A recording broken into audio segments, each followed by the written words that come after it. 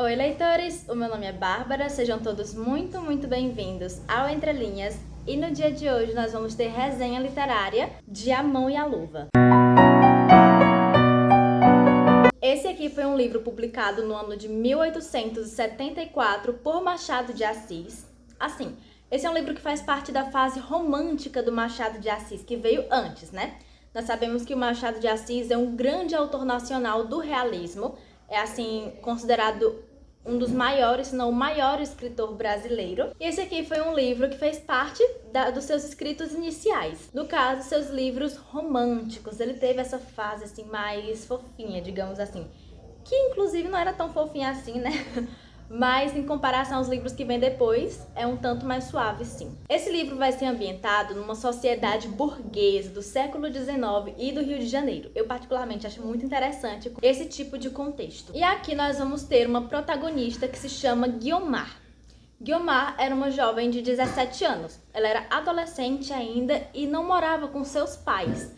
Ela morava com sua madrinha, que era uma baronesa, assim, riquíssima, de alto poder aquisitivo, e que a Guiomar gostava muito, estimava muito. E era algo recíproco, sabe? Essa madrinha dela também a tratava muito bem, gostava muito da Guiomar, queria vê-la feliz, confortável sempre. E assim, a Guiomar, basicamente falando, era uma jovem de uma personalidade muito intrigante.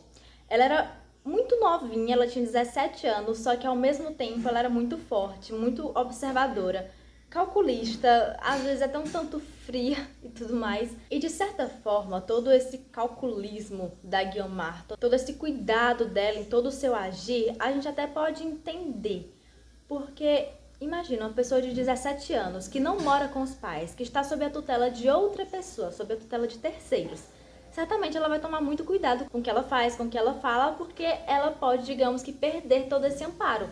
Ela só tem 17 anos, ela ainda é dependente, então de certa forma ela é capaz de absurdos para agradar essa madrinha dela. Que assim, não é uma coisa que ela faria simplesmente pelo interesse, digamos assim. Ela realmente gosta da madrinha.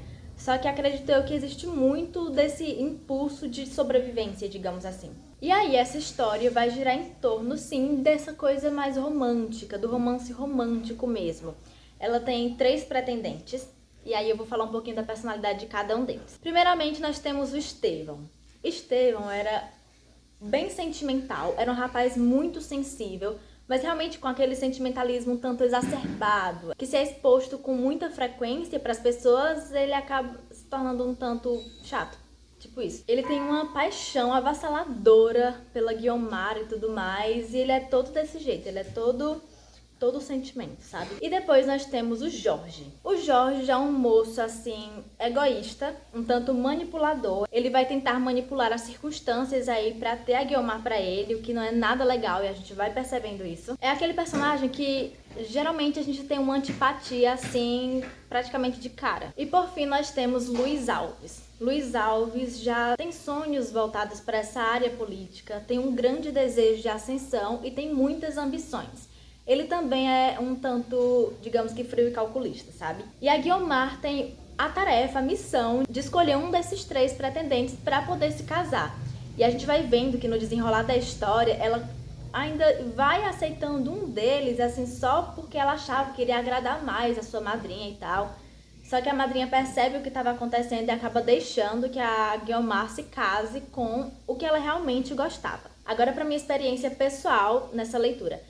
Eu acho que quando a gente vai lendo esse livro, que a gente vai vendo as personalidades de cada um desses personagens, mas voltando para esse quartetozinho, no caso os 3 pretendentes e a Guiomar, a gente percebe quem é que a Guiomar vai ficar no final, sabe? Se torna um tanto previsível, só que ainda assim, com certeza vale a pena a leitura da história. Até porque também não é um livro assim de mistério que, digamos, que vai perder totalmente a graça se a gente já souber do que vai acontecer no fim. E assim, eu particularmente não simpatizei com praticamente ninguém aqui desse livro. Acho que um pouquinho mais com a baronesa, no caso a madrinha da Guiomar.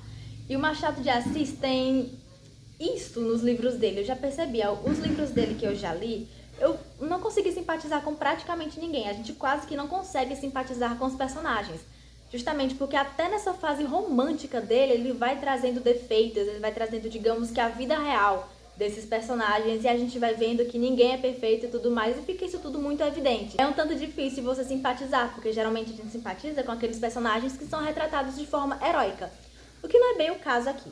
Esse aqui é um livro super curtinho, eu não sei se ele chega a 150 páginas. Essa edição que eu li tem 111 páginas.